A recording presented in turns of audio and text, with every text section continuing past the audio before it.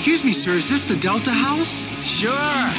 Come on in. They have cold beer and action on the game. I'm shocked to find that gambling is going on in here. It's time for the Degenerates Next Door. Dollar bills, y'all. Brought to you by StatFactory.io.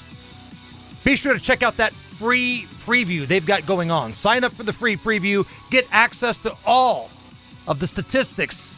I mean, there's a ton of stuff, and you can compare, contrast. It makes you a better free preview. Sign up right now at StatFactory.io. My name is Jason Hammer. I host the Hammer and Nigel show in Indianapolis.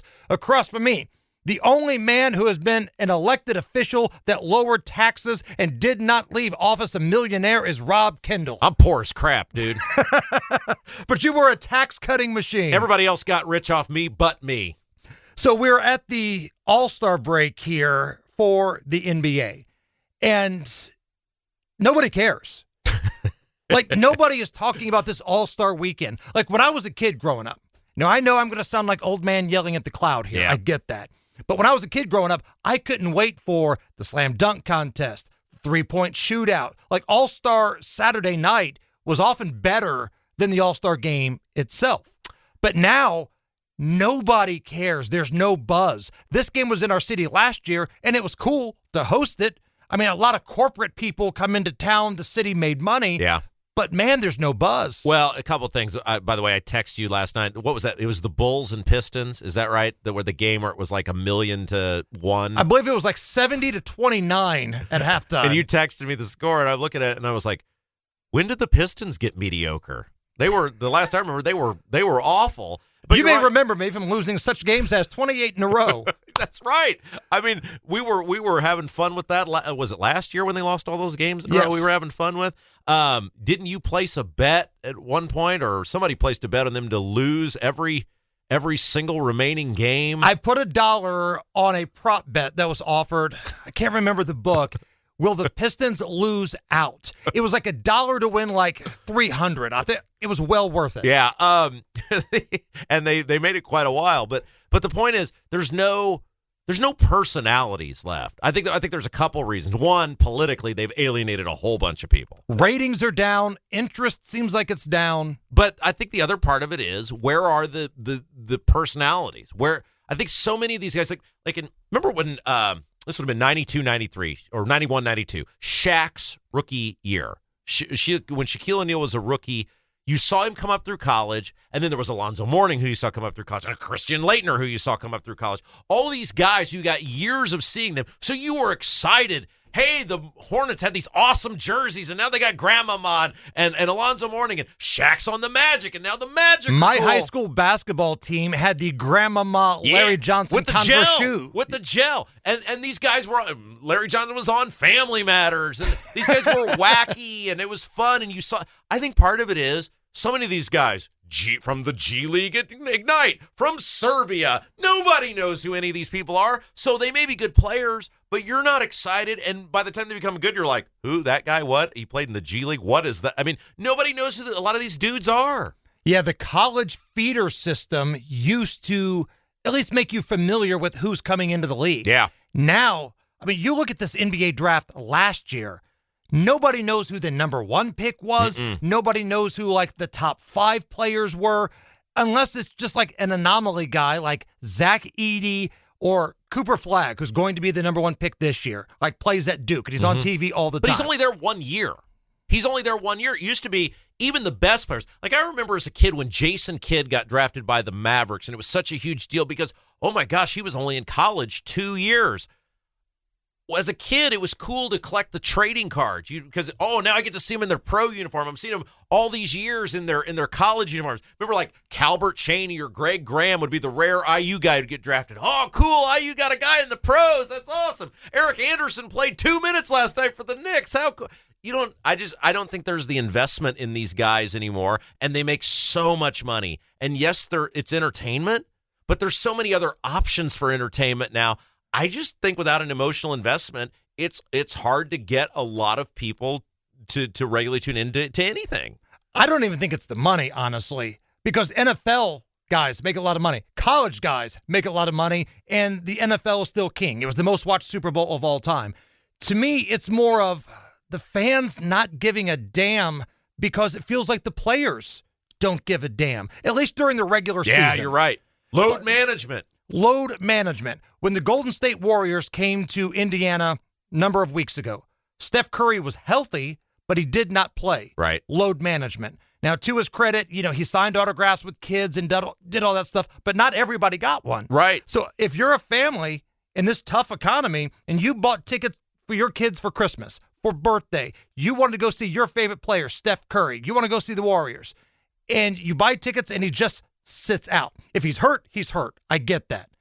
But load management, ever since this came around, this has soured fans because there's no load management for the guy that gets up every morning and works construction. There's no load management for the guy that's working on, a roof in 110-degree heat in the summertime. And I bet that's a hell of a lot more physical than anything Steph Curry's going through. Well, and so you remember, you're a little older than me, but when I was a kid, it was Reggie Miller and it was Rick Smits and Derek McKee and those guys. So you're emotionally invested. Plus, you knew when the Bulls came, hey, Market Square Arena packed, baby, because it's your one chance to see Jordan. And you knew Jordan was like, I'm going to go to your city, and I'm going to put on a show. And even though I'm in rinky-dink Indianapolis, he knew everybody was there to see him. Larry Bird, obviously he's from here, but Magic Johnson. Those guys, they were playing, and you were emotionally invested in your hometown team.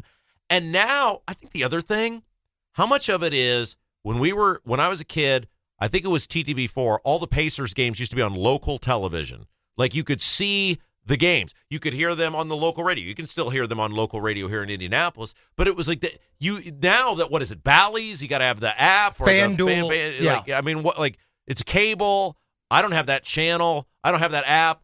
The only time I ever see a Pacers game is if they're on national TV or I happen to be at my dad's house because I think he does have that channel. It's hard to invest in people if you're not seeing all the games. And the faces of the league have to embrace the fans, right? Because the faces of the NBA right now, even though they're older, it's still their league. LeBron James and Steph Curry. Yeah. Curry loves the fans. I get it. But you've got to overrule Steve Kerr. If you're healthy on the road, if you're healthy, play. You make the rules. I'm sorry. Steve Kerr would be replaced tomorrow if the Warriors management thought it meant losing Steph Curry, even though he's older. And LeBron James, too. There were a number of years where he would always sit out when he came to Indiana. Yeah. It's a star league. With the NFL, I feel like it's more franchises. It's city. It is. People grow up being Steelers fans or Bears fans. Yep. With the NBA, it's a star-driven league. And Jordan and Bird and those guys, they were competitive. Magic Johnson, competitive. Yep. Even the All-Star games were good. They mail everything in now. Also, remember when we were kids, and you would love this, when you had the NBC was Sunday, right? Sunday game of the week, and you would see those guys. It felt like something big. You would hear that theme song, and it didn't matter whether it was your team or your hometown team or your favorite team playing. You're watching it because those guys, they played defense. That's another thing. You went in the lane, you paid the price in the old school NBA. I just don't feel like there's any of that. There's no. I don't. Hammer, I don't think I've watched a single NBA game this year. I always used to try to watch the first couple Pacers games, but let me know during the playoffs. They play defense during the playoffs. I watch all the Pacers. I watch a lot of NBA because I gamble a lot. And we'll get to some NBA betting here in just a moment. Future bets are out. Now, that's kind of the reason why we went down this NBA rabbit hole. But it's a star-driven league, and the stars have to be able to relate or act like they can relate to the fan base. Yep. I don't see that right now. All right, so the big story in the NBA recently was that Luka Doncic was traded to the Lakers. And it looks like the Mavericks just have decided to raise the white flag, surrender, and they took on Anthony Davis, who immediately got hurt. Isn't that crazy that you made it to the NBA Finals last year and you're getting rid of your best player? That's insane. And he doesn't look that fat to me. Yeah, there has to be more going on behind the scenes there. Because even if he was a fat, chain-smoking alcoholic, he put up numbers, and he carries you guys. Yeah, we work with a guy who's a fat alcoholic, and he delivers in the afternoon. He puts up the numbers. There may be a couple of them. So with that trade, the Lakers jumped up to 4th in future bets here, okay? So Caesars has the Lakers at number 4 right now, plus 1,300. The Thunder, still number 1 at plus 230. The Celtics come in at number 2, plus 235. Cleveland, who's had an amazing year, plus 650. And then here come the Lakers at plus 1,300. Okay. Now, the Cavs strike me, because every year in the league, there seems like there's some team who surprises you and like, oh my gosh, they're so good. We didn't think they were going to be that good. The Pacers were kind of like that last year. They were, and the Pacers were kind of an exception where they performed in the playoffs. Now, they played teams that had injuries. I'm not sure they'd have won either of those series if they had to play them straight up. But they gave Boston, they got swept, and everybody's going to say, they got swept. You watch those games, they could have won Should 3 have out won of the 4. first one. Should have won the third one. Yeah, they gave away that first game. They had it won. My point is, though, like that team always seems to struggle, it seems like, in the playoffs. And the Cavs kind of seem like that team. I mean, I know people thought they were going to be good, but do you really see when the chips are down, the Cavs going toe-to-toe with the Celtics in a 7-game series and taking them out? I don't know about that. Looking for some value here. Either one of these do anything for you. The Knicks and the Nuggets, 14-1. You know, I think the league is better when the Knicks are good. There's certain franchises in each sport where if that team is good, Lakers are that, the Knicks are that. It's like the East-West thing. The Celtics are that. I like it when the Knicks are good because Madison Square Garden in the playoffs. I say this in the playoffs. I will watch. I said, I haven't watched any games so far this year. I will watch NBA playoff basketball because there's an atmosphere. It's like the guys are trying. They're playing defense. They're getting physical. And is there anything better than hearing that organ at Madison Square Garden? Like I can just see, Ron Harper or John Starks backing down, Jalen Rose or it's just, I miss it, man. I miss it. And you just want to root against New York. Yeah, you do. Like you don't care about them when they suck, but when they're good and you see Ben Stiller's stupid face sitting courtside and, Stephen A. Smith is bumping his gums on TV, you want to stick it to those guys. Yeah, I agree with you. All right. Here are some values that I'm really considering putting some skin in the game on. Milwaukee is 35-1. Wow. Now, they just traded away Chris Middleton, but they brought some more offense in. Milwaukee has proven that one man can single-handedly win you a championship. That's right, and that's throughout the history of this league. You've seen this vary from Willis Reed to, Jordan to, let's face it, Scottie Pippen was a good player, but would Scottie Pippen have been a great player without Michael Jordan? Oh, heck no. Is he one of the 50 greatest players of all time without Michael Jordan? Oh, heck no. Jordan elevated all those dudes. And the Pacers beat the Bucks in the first round of the playoffs last year, but Giannis was gone, right? Well, look at those odds on the Pacers. So Milwaukee is 35-1. Let's go over to the Indiana Pacers, plus 17,500. So, again, I'm not going to tell you that the Pacers are the best team in the NBA and they're going to win the championship. That's not what I'm saying.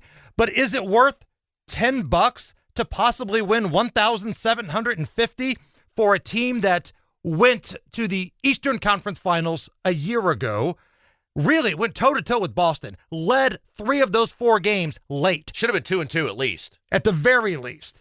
And they kind of ran it back this year. They were beat up early on. Yeah. Halliburton was out. He wasn't right early on. This All-Star break comes at the right time. Everybody's going to get healthy, including Miles Turner. The Pacers have the best record in the NBA since January 1st.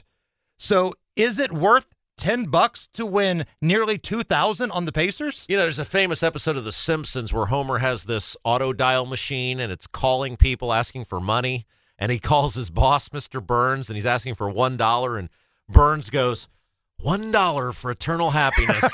Hey, I'd rather have the dollar. $1, you can win 175. And you know me, Hammer, I'm the cheapest man alive. I'm buying entertainment when I'm betting. You could get the whole rest of the season with an actual decent payout for $1. I'm logging into my account as soon as we're done here and placing that bet. Bucks, 35-1. Pacers, 175-1. It's worth a shot. I think it's at least worth a They're probably look. going to make the playoffs. Yeah, and right now, it seems like they're on trajectory to have a home court advantage, at least in round 1. And they can prove they can win on the road. Yeah, they didn't have home court at all last year. It's all about, we got into this like with the thing with who you're going to bet on to be the number 1 pick in the draft. And I said, if you want to have some fun, you get Jackson Dart at 40-1.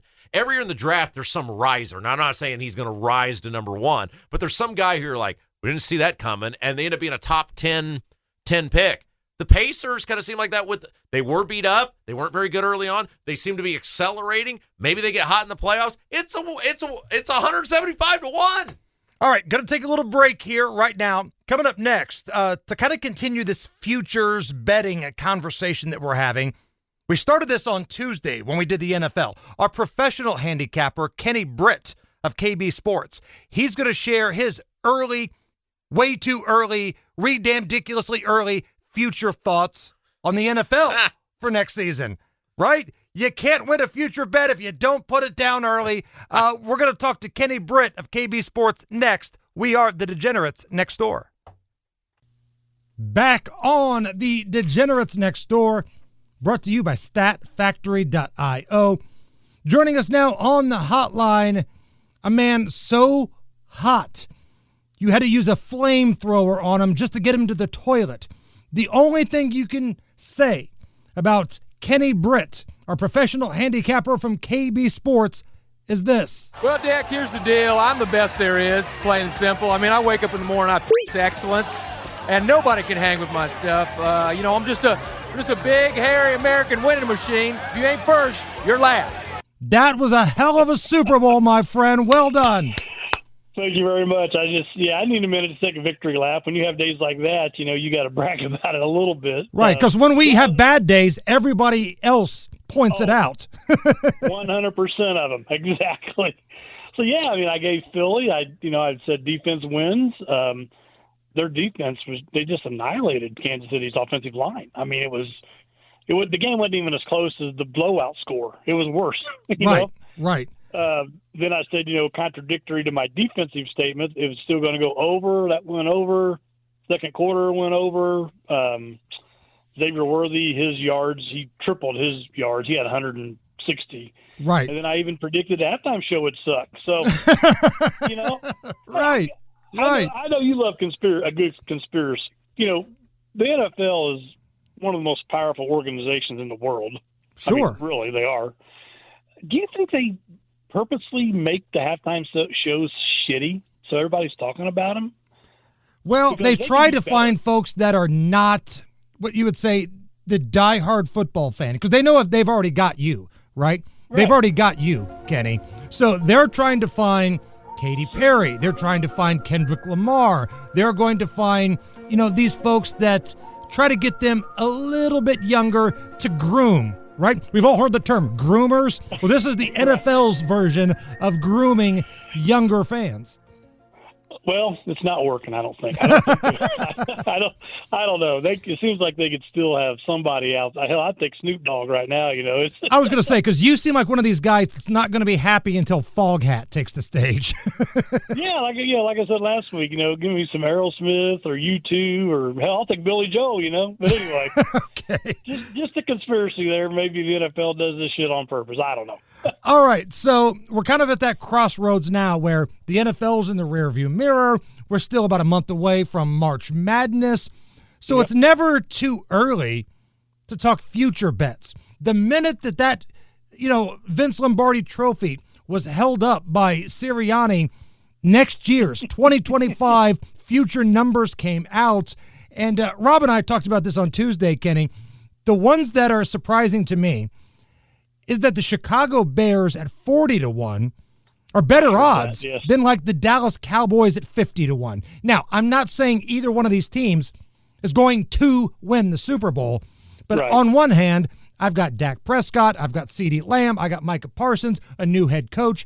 If those dudes are healthy, there's no way they should be behind Chicago. You got to throw $10 on it, right? I mean, just for the principle of it. Right. Just for the sake of gamesmanship, yeah. Yeah, absolutely. When you told me, I'm glad you told me that and had me to look at them because when I saw some of those lines, I just couldn't believe it. You guys talked about Cincinnati, and I totally agree with you. I mean, they arguably had the best offense in the second half of the season, right? I mean, Burrow was dropping dimes that, only the greatest have done. Had they had any defense whatsoever, Burrow would have been the MVP. Defense. Yeah. Any defense whatsoever. But, so my favorite would be the Lions. I still think they're the best team in the NFL. I know people are like, well, they didn't win the Super Bowl. But, when Washington scored all them points on them, the Lions, they had defensive backs that weren't on the team a month ago. Aiden Hutchinson was out. I mean, their whole defense was decimated by injuries, and they're plus 1,000 next year. They're only like 5th, Jason, and I can't believe that. They're plus 1,000. So I like Detroit as my top pick, but I've got two long shots like you were talking about that I like. One's Denver. They're going to be better next year. They're plus 4,800. The only problem with Denver is they're in a top-heavy AFC with, Kansas City, Buffalo, and Baltimore. That division alone, when you factor in year 2 of Harbaugh with the Chargers, too. Yeah, exactly. Which leads me to your point. My favorite long shot is the Atlanta Falcons. First thing you need to do to win the Super Bowl is make the playoffs. Right. Well, they're in the the NFC South. Carolina, New Orleans, you can already toss them. Tampa Bay, Evans getting older. Godwin probably won't play the first half of the season. Baker Mayfield, he's just a kamikaze. He's just one play from something bending in the wrong way. Right. Being done. And whatever I bet, he's going to do the opposite. Yeah. He is on the Mount Rushmore of people that screw me no matter what happens. Right. So to Atlanta, I mean, being here in Indiana, I mean, you've got to see Penix play a lot when he played for IU. He's got a cannon. I mean, just a cannon. They got Robinson, their running back, Drake London, Kyle Pitts. Their defense was, it was mediocre. It wasn't terrible. And, if they win the NFC South, they've already got a one-home playoff game. Right. So their odds are plus 5,500. That's pretty solid. So once you told me to look at it, and I looked at all of it, I went in and put $10 on them. Yeah, because what you're looking for is just a puncher's chance, right? When you're trying to pick this value bet, you're not picking the favorites here. Maybe you can a little bit later on, but yeah, 55-1 and a team that you think will be in the playoffs with at least one home game. This is kind of where I was going with the Texans the other day. Now, their odds are way better. I think it was 25-1, but still, the AFC South sucks. And if the Texans just beat up on the division and find a few other wins, hell, they might have 2 home games. Yeah, exactly. And I looked at Houston actually, but that's my same thought on Atlanta. And let's say Atlanta goes out and gets one of these free agent wide receivers like T. Higgins or Stephon Diggs. I mean, come on. So yeah, I think for $10, Atlanta is a really great, like you said, value bet. That's a great term. I use that term in horse racing all the time. Value bet. All right. Atlanta value bet play. Okay. Yeah. Atlanta for one, and who was the other one? The Detroit Lions is my favorite play. Detroit, and you got Denver in that mix too. Okay, I like it. Yeah, but being in the AFC, that's gonna be tough. Like you said, just the AFC West is tough. So yeah, the AFC West, if everybody progresses the way they should, might be outside of the Raiders one of the best divisions in football. Because is Kansas City going to start declining? I know Kelsey's long in the tooth, but damn it, Patrick Mahomes is still really good. You've got the Chargers, year 2 of Harbaugh. Here comes Denver, second-year quarterback who might be 45 years old. And we've got some action going on there for sure. Speaking of action, I just seen this before a little bit ago, and I don't know if there's any truth to it. Is this true about Mahomes' dad and John Rocker? Yes. So John Rocker and Patrick Mahomes' old man, who used to be a baseball player, they got into it down in New Orleans. And I'm going to tell you right now, Kenny, old Patrick Mahomes Sr. doesn't want the smoke. No. That will be over quick. Like Rocker, I don't know what he has done. Maybe it's roids, maybe it's lifting. I don't know. He's a wild man anyway, but he's pretty jacked right now. Well, I guess Portnoy, or whatever his name is, from Barstool said that there's something set up for April. That's what I'm talking about. I just seen that. So I don't know if that's, you never know if anything's true. You got to triple check everything. Right. It could all be like a work in WWE for all we know. But what I do know is that we're going to start getting into some college basketball. So next week, we will be on college basketball mode, okay? All right. Sounds great. Where can people sign up for your services? All right. Kenny, KB Sports on Facebook. I had a great football season, finished 35 games over 500, over 60% in the NFL. I do basketball, baseball, and horse racing last weekend. Had an epic weekend for my clients. It was a great weekend for my horse racing clients. You can find all that information on Facebook, KB Sports. Kenny Britt of KB Sports, big, hairy American winning machine. My friend, I appreciate it. All right, thanks, Jason. All right, going to hit a little break right here. When we come back, we got some action for you tonight. That's right, action tonight. This is The Degenerates Next Door, brought to you by StatFactory.io. Having a good time with you guys today. Back on The Degenerates Next Door, brought to you by StatFactory.io. Whenever you hear these professional handicappers, folks you listen to their podcast, maybe you watch them on YouTube, they always say, well, the computer model shows this. You can make your own computer model. Like, find the stats that turn you on the most, that work for you at StatFactory.io. Yeah. Compare and contrast, home versus away. You name the stat, they probably got it. StatFactory.io. Free preview right now. Check it out. And don't forget, coming soon, they're going to have an AI chick with big cans. Right. So you can, put your information in there saying, I think the Knicks may win by 3 tonight. And then the AI chick with big cans would say, based on the information you've entered, you're a loser. And let's face it, this woman would never talk to you in real life. So it's going to be your opportunity to have a well-assembled woman pretend to care about what you think. And maybe she'll make you some money, too. We'll see. StatFactory.io. I'm excited for this weekend. Now, I'm more of an IndyCar guy than I am a NASCAR guy. The IndyCar series, I think, is the best kept secret across the country. Of course, we know about it here in Indianapolis with the largest one-day sporting event, the Indy 500. But the IndyCar series, the fastest racing, the most passes for the lead, I love it. But when NASCAR gets to a super speedway, you've got my attention. And this weekend, baby, the Great American Race, it's on. Yeah. The Daytona 500. So let's bet on the Daytona 500. Love it. Now, Rob, you're a golf betting guy, so I think you can appreciate this comparison here. Betting on racing, it's just like betting on golf, right? You've got a lot of people in the field. There's always going to be some favorites, but you got to find the value, right? That's what you're looking for. Somebody that's going to get you a little bang for your buck. Yep. Because nothing is a sure thing. That's why even the favorites are plus money That's in right. all of these things. And all you got to do is hit one every so often and you're ahead. Right. Hit one, and you're covered probably for the next couple of weeks, depending on how many drivers you bet. You could pick a number of different dudes here, and as long as one of them wins, your toes are tapping. Now, let me just say this.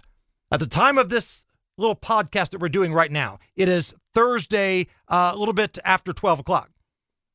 These are the odds. That will change tonight. The Twin 125s, the qualifying races are tonight. So we kind of know who's going to be in it, but we don't know who's going to be slotted where. So if you want to get what I'm about to lay out for you, do it right now. Because there's a very good chance if somebody qualifies up in the pack, these numbers are going to go down. So time is a factor. These odds will completely change after 7 o'clock tonight. But let's get it rolling here. The favorites, according to what I'm seeing at Bet Rivers right now, Blaney, Busch, and Logano. Sounds like a law firm. The law firm of Blaney, Busch, and Logano, plus 1,300. Now, Blaney, he finished as the Cup Series runner-up last season, claimed the title in 2023, and he won the summer race in Daytona in 2021. So of this little group right here, Blaney is who I like. Busch has always had major problems for one reason or the other in Daytona. Blaney at plus 1,300, that's your favorite. But nobody likes betting on the favorite, right? What fun is that? So let's go down the list here a little bit. Chase Elliott, Brad Keselowski, Kyle Larson, they're at 1,400. A lot of people think Kyle Larson, the best race car driver in the United States right now. Struggles at super speedways, though. Now, I don't know if that's him. I don't think it is. I think it's just damn bad luck. He's awesome, but for whatever reason, struggles at super speedways. So I'm going to cross that one off my list here. Okay. The first one that I'm going to put some skin in the game on is the old man, Oh. Denny Hamlin. He's like 49 years old or something, isn't he? It looks great for 49. Like, he's in shape. Plus, I like Denny Hamlin because he bitches about things. He will flip people off. He will bitch and complain and moan. He's mad that Helio Castroneves is in the Daytona 500 this year.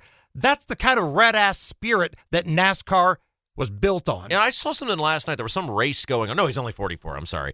But Jimmy Johnson was racing and Castroneves was racing, and they are both 49 years old. And I was like, that's amazing that those guys are still out there doing it. And Denny has won this thing 3 times, so it's not like he doesn't know his way around Daytona. Give me 15-1 Denny Hamlin. Of the upper tier dudes, this is where I want to go. NASCAR cut its teeth on red asses, fighting and flipping people off. It's gotten way too corporate. Enter Denny Hamlin. He's not quite Tony Stewart. He's not quite Dale Earnhardt, but it's the best we've got out of all these corporate mannequins in the NASCAR series right now. Let's go down to the defending champion, William Byron, 1,800. I don't see him going back-to-back. I'm crossing him off. Here's a mid-long shot, and I'm going to put a little skin on this one. Chris Buechler. Now, you're probably thinking to yourself, who in the blue hell is Chris Buechler? He won the 2023 summer race in Daytona, and he has 5 top 5s in the 18 races, a 27.8% ratio. That's 5th best of any active driver at Daytona. So he runs well at Daytona, and since they moved to those next-gen era cars in 2022, he's done really well at the super speedways. Does he have the financial backing that, say, Chase Elliott does? No. But at 20-1, I think we got a ball game here. So I'm going to get some Hamlin action. I'm going to get some Chris Buechler action. And for my long shot, Michael McDowell. He was great in the Doobie Brothers. Okay, forget. I love that he's in NASCAR now. He seems kind of old for NASCAR. I believe that's Michael McDonald. Oh, thank you. This would be the owner of the McDowell's Chains, located in Queens Boulevard in Coming to America, I believe. Yes, right. Michael McDowell won this thing back in 2021 and has been really competitive in Daytona every single time. One of the strongest super speedway drivers on the circuit, had 2 top 5s and 5 top 10s at super speedways recently, did well at Talladega, going to do well at Daytona, I believe. So those are the 3 that I'm in on right now. How many guys are in this race? 41. Because I saw that Castroneves was 41. That's it, 41. I believe 41 is the total. That's a lot of guys. It's a lot of dudes. And this is why, like, the favorites are plus 1,300. It's like a golf tournament, right? Yeah, but here's the thing I got with NASCAR, and this bit us last year.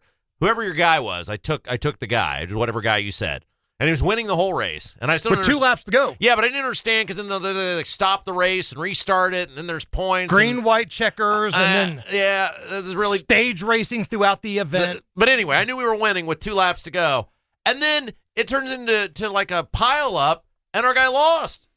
So this is what I'm going to say about betting on the Daytona 500. As long as your pick is in the top 10 with 10 to go, you've got a puncher's chance. After that, it's in God's hands because it becomes just a demolition derby. Like, everybody will bump and crash each other out. You're going to have 2 or 3 like green-white checkers. It's going to be chaos. So to give yourself a puncher's chance, you need to be in the top 10 with 10 to go. After that, all bets are off. Our guy was leading, and then I sent Hammer a text and said, that man's is upside down. We win no monies? Yeah, like, honestly, the best position to be in on the final lap is probably 3rd or 4th. Yeah. Because these idiots at the front are just going to crash into each other, and bada bing, bada boom, here we go. Yeah. All right, so those are our plays. Let us know what you think. You can find Rob on his direct Twitter account, at Rob M. Kendall. Mine is at Jason Allen Hammer, and the show account. We post all the podcasts. Sometimes we'll mix it up and interact with you guys there. The Degenerates Next Door. Just search for that. It's a little cartoon picture of Rob and I, and make sure you follow us and interact there.